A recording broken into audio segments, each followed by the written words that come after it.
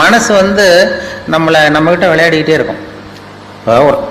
ஒருத்தன் என்ன பண்ணியிருக்கிறான், அவன் பாட்டுக்கு காய்கறி வாங்கிறதுக்காக ஒரு மார்க்கெட்டுக்கு போனானா பையை எடுத்துக்கிட்டு. அவனுக்கு ரொம்ப பிடிச்ச காய்கறி ஏதோ அதை பிரியமாக ஒரு 50 ரூபா நோட்டை எடுத்து வச்சுக்கிட்டு போயிருக்கான். காய்கறிலாம் வாங்கிட்டான். வாங்கினதுக்கப்புறம் அந்த 50 ரூபா எடுக்கணும், பையில் பார்க்குறான், பைய ஓட்டை எங்கேயோ விழுந்துடுது, வழியில் எங்கேயோ விழுந்துட்டு ஏதோ போயிட்டுது.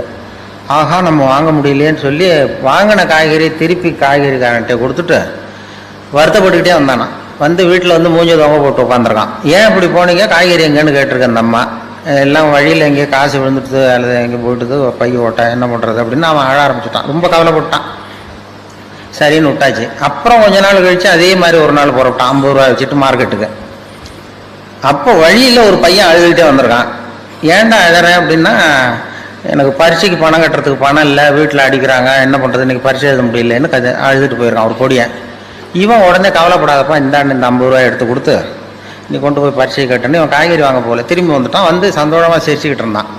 அப்போ அந்த அம்மா கேட்டுவான், நீ அன்னைக்கு ஒரு நாள் போனப்பையும் 50 ரூபாயை இழந்துட்டு வந்த, இன்னைக்கு போனப்பையும் 50 ரூபாயை இழந்திருக்கிற, அந்த இழப்பு உன்னை வந்து கவலைப்பட வச்சுது, இந்த இழப்பு உன்னை வந்து மகிழ வைக்குது, சந்தோஷப்பட வைக்குது. என்ன, 2 இழப்பு தானே.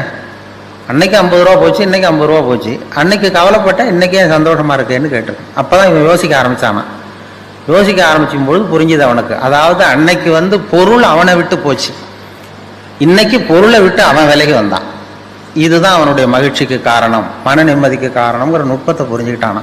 பொருள் வந்து தானாக விலகி செல்லுவதுங்கிறது ஒன்று, பொருளை நாம இழக்கிறதுன்னு ஒன்று. அந்த நுணுக்கத்தை நீ வந்து மனசு உன்னை ஏமாத்தும், நீ மன விஷயத்துல ஜாக்கிரதையா இருக்குன்னு சொன்னாங்க.